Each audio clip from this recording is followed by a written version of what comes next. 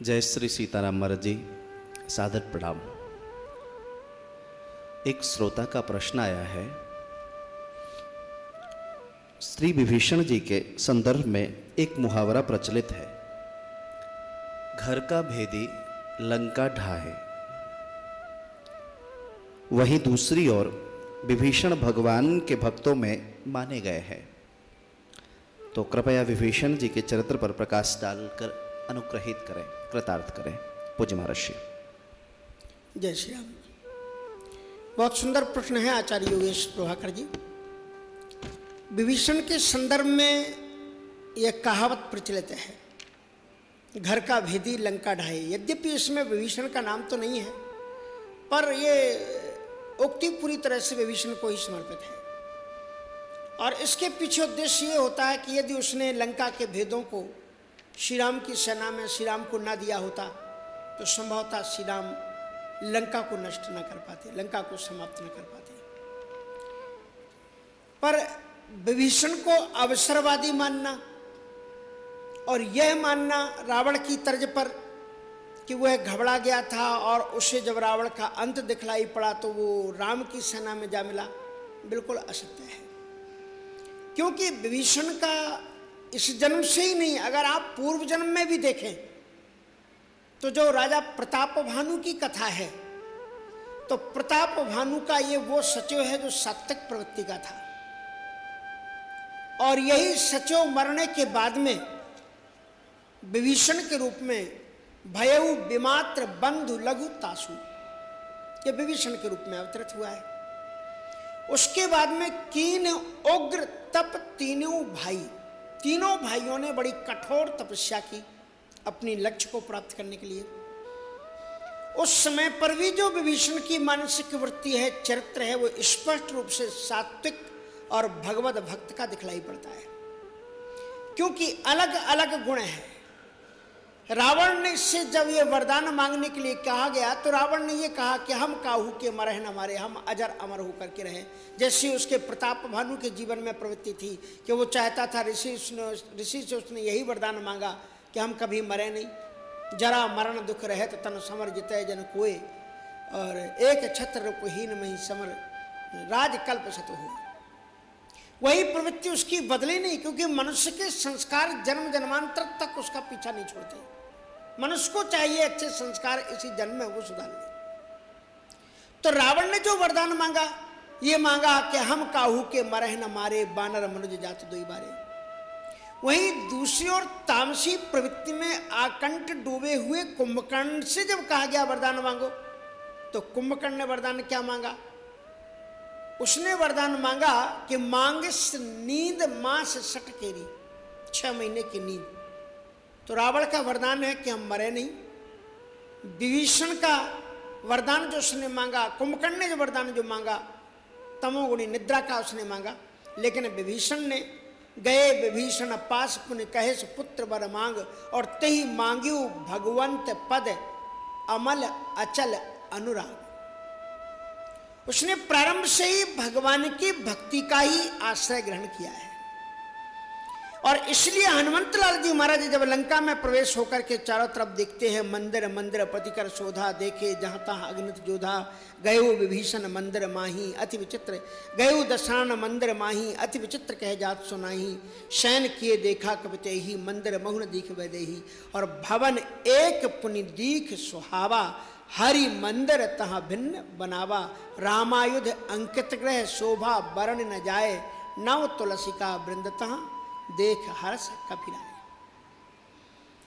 अर्थात विभीषण की बचपन से ही जो मनोवृत्ति है, बचपन नहीं पूर्व जन्म से जो उसकी मनोवृत्ति है, वो सात्विक मनोवृत्ति है। ये अवसरकालीन कहावतें मुहावरों के माध्यम से हम विभीषण के यथार्थ जीवन का मूल्यांकन नहीं कर सकते। विभीषण भगवान की जो शरणागति आए, उसके पहले उन्होंने किसी भी प्रकार से रावण को कोई क्षति नहीं पहुंचाई, और स्पष्ट रूप से कहा कि महाराज जिन राम को आप साधारण मनुष्य मान रहे हैं, वो त्रिभुवन पति है। इसलिए आप विसंगतियों का परित्याग करके काल रूपी सीता जो आई हुई है, उसे आप समर्पित करके राम का भजन करो, उसमें आपका कल्याण होगा। जब अच्छी शिक्षा देने के बावजूद भी रावण ने उसे लात के द्वारा मार दिया, अपमानित किया, तो भी विभीषण के शब्द सुनिए। विभीषण ने क्या कहा कि तुम पितु सर से भले ही मुहि मारा, राम भजे हित नाथ तुम्हारा। तुम मेरे लिए पिता की तरह आदरणीय हो, तुमने मुझे मारा, इसका मुझे कोई भी खेद नहीं है, लेकिन वास्तव में पिताजी तुम्हारा भ्राताश्री आपका कल्याण भगवान का भजन करने में ही है, और केवल रावण का नहीं, संसार का भजन करने में ही कल्याण है। जैसे कि प्रहलाद जी ने भी श्रीमद् भागवत में उत्तर दिया, तत्साधु मन्ये सुरवर्य देहिनाम सदा समुद्विग्न धियाम सदगृहात् हेत्वात्मपातम ग्रहमंधकूपम वनम गतो यद्धरिमाश्रयेत। विभीषण जी ने वही काम किया है। और इसलिए कहने का तात्पर्य है कि विभीषण जी महाराज जो शरणागति के 6 लक्षण है, उसके आचार्य हैं शरणागति के। जो 6 लक्षण है, आनुकूलस्य संकल्पः, प्रातिकूलस्य वर्जनम, रक्षिष्यतीति विश्वासो, गोप्तित्व वर्णम तथा आत्मनिक्षेप कार्पण्यो, खड्विधा शरणागति। विभीषण जी के अंदर में शरणागति के ये 6 लक्षण परिपक्व मात्रा में उपस्थित दिखलाई पड़ते हैं। आनुकूलस्य संकल्प, आप जिस इष्टदेव की शरणागति ले रहे हैं उसकी अनुकूलता का संकल्प लें, और जो प्रतिकूल वस्तु, व्यक्ति, स्थान सभी का परित्याग कर दें। खान पान, रहन सहन, कपड़ा, ये सब अनुकूल से संकल्प, प्रातिकूल से वर्जन। विभीषण ने दोनों काम किए।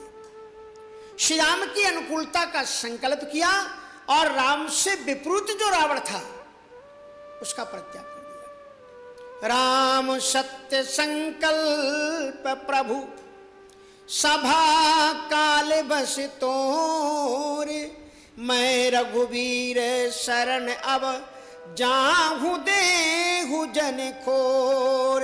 अस कह चला विभीषण जबहि आयुहीन, भय सब तबहि रावण जबहि विभीषण त्यागा, भयहु विभव बिन तबहि अभागा। साधु अभाग्या, साधु अभाग्या करे फल ऐसा, साधु अभाग्या तुरति भवानी, कर कल्याण अखिल के हानि। तो विभीषण जी अनुकूलताओं का संकल्प लेते हैं, प्रतिकूलताओं का परित्याग करते हैं।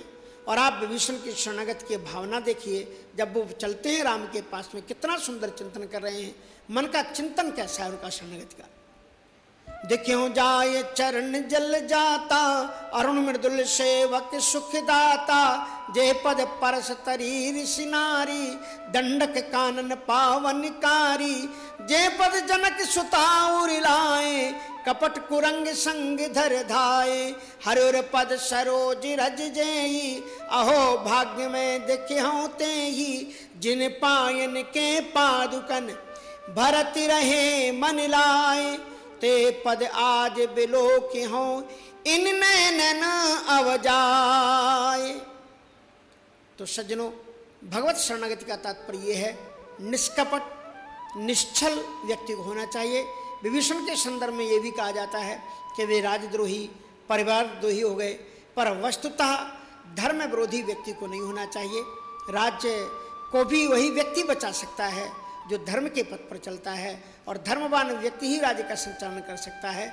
इसीलिए कहा है श्री कबीर साहब जी ने कि 1 लख पूत 1.25 लाख नाती, ता रावण घर दिया न बाती। यदि रावण ने विभीषण जी के कथन को, सुझावों को माना होता तो राष्ट्र का विनाश ना हुआ होता, लोगों की हानि ना हुई होती। इस तरह से विभीषण जी महाराज ने खुद भी राज्य वो नहीं ले रहे थे, भगवान श्री राम जी ने उनको राजगद्दी पर बैठाया है, और भगवान श्री राम जी ने उनको चिरंजीवी बनाया। करहु कल्प भर राज तुम मुहि सुमिरहु मन माहे, पुन मम धाम जाई हो जहाँ संत सब जाए हैं। भगवान श्री राम जी ने 1 कल्प भर का लंका का उनको राज्य दिया है। इसलिए जो हमारे सप्त चिरंजीवी हैं उनमें विभीषण जी का नाम है। उन्हें प्रातःकाल स्मरण किया जाता है। अश्वत्थामा, बलर्व्यासो, हनुमान च विभीषण कृपा परशुरामश्च सप्तैते चिरजीवनः। इस प्रकार से ऐसे भगवत भक्त और भक्त समाज के श्रृंगार श्री विभीषण जी महाराज को राष्ट्रद्रोही कहना या कलंकित कहना सर्वथा अनुचित है। मैं इसको सत्य रूप में स्वीकार नहीं करता। जय श्री राम।